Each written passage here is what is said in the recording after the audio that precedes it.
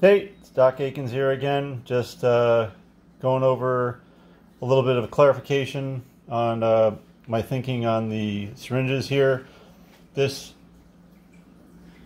on the right is an image from the discovery documents that the TBI took of the Vecuronium containing syringe. This syringe here has a little less than 8 mLs of liquid in it. You can see how the meniscus here is just a little bit above 6 cc's. And Chad Jackson actually shared this. This is the image he showed in his closing rebuttal at the end of the trial, which is what caught my eye. I looked at it and I said, you know, there's definitely more than 6 cc's in there. It turns out that it's almost 8 cc's. I measured this myself and then just pulled the plunger back. Is around 8 here. This syringe right here has 5.4 mLs in it. You can see the meniscus is way down here, and I actually had to prop it up about an inch to get the angle so that you can even see the meniscus on the video. And then this syringe just has 8 cc's in it, no air, a little bit over 8.1. You can see the plunger's a little bit over 8.1. The CMS found in 2018 in their report that there was about 8 mLs in the liquid. The Federal Bureau of Investigation in 2020 measured 5.4 mLs. This image right here, you can't reproduce this image with 5.4 mLs in the syringe. It's physically impossible.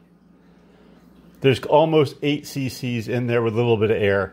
So between this being taken in November 2018 and the FBI doing their measurement in 2020, 2.5 cc's were lost.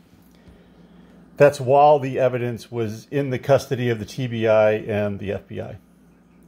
So if 2.5 cc's of evidence was lost while it was in the custody of the Tennessee and the Federal Bureaus of Investigation, how can we have any trust in how much is in the syringe the whole year it was stored at Vanderbilt and people were touching it? Chad Jackson points out in his closing statements that there's fingerprints on the other syringe. That's irrelevant. You don't have to touch the syringe to push the fluid out. Now, who knows if there was 9 cc's in there, because RaDonda only gave 1 cc. And then over time it got pushed out and it just evaporated. This red cap, there's a hole in the tip of it. It's a needle. These white caps I put on there because I didn't want fluid leaking around as I was manipulating them. But you could very easily, fluid could evaporate. Even if someone doesn't touch it, it can still evaporate. And if someone manipulates the plunger or just handling it in the bag, who knows? But you don't know that the patient got, you know, any more than 1 milligram of Vecuronium. And the medical examiner, Dr. Feng Li, testified that that would not be lethally paralyzing. At least that's what the defense said in his closing arguments. I don't know actually what Feng Li said, Dr. Feng Li said, because his testimony from the trial is not available anywhere. I can't find it, which I find very suspicious. I'm not a conspiracy theorist, but I don't like that I can't listen to his testimony myself. Both Chad Jackson referred to Dr. Lee. I assume he was talking about the medical examiner. And the defense, Peter Stryans, both referred to Dr. Lee's testimony. It's not available publicly. That's a problem. And it's also disturbing to me that Chad Jackson pointed out that Dr. Lee and also the nurse, the expert witness nurse, referred to this as similar to drunk driving. That is an absolutely horrible analogy.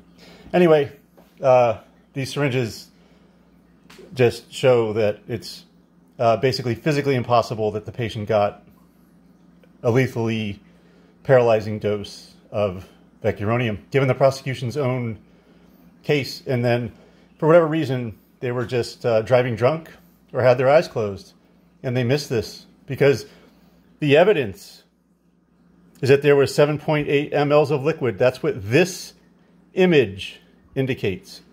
If anyone can show otherwise, yeah, I challenge you to do it. You can't do it. Not in this universe, not with these laws of physics.